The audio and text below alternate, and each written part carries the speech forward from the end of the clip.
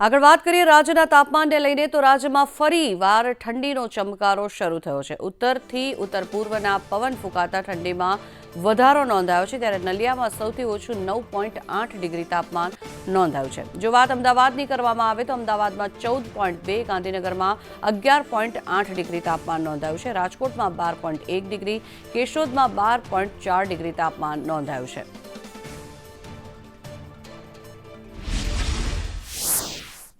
મોટાભાગના જિલ્લાઓની અંદર તાપમાનનો પારો ગગડવા લાગ્યો છે।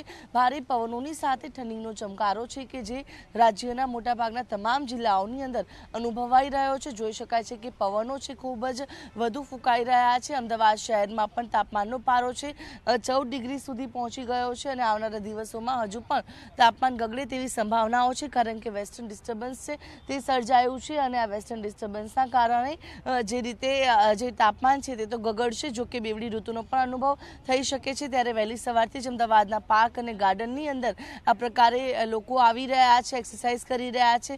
ઠંડીના ચમકારાની વચ્ચે પણ લોકો હેલ્થની તકેદારી રાખતા જોવા મળી રહ્યા છે। ફિટ રહેવા માટેના અલગ અલગ નુસ્ખાઓ છે તે લોકો અપનાવે છે અને મોટાભાગના જિલ્લાઓમાં જ્યારે તાપમાન ગગડવાની શરૂઆત થઈ ચૂકી છે, ત્યારે જે આ પવનની દિશા છે તે બદલાયેલી જોવા મળી રહી છે। ભારે પવનો પણ ફૂંકાઈ રહ્યા છે રાજ્યની અંદર અને આવનારા દિવસોમાં હજુ પણ તાપમાન 1 થી 2 ડિગ્રી જેટલું ગગડે તેવી પણ સંભાવનાઓ હવામાન વિભાગ દ્વારા વ્યક્ત કરવામાં આવી છે।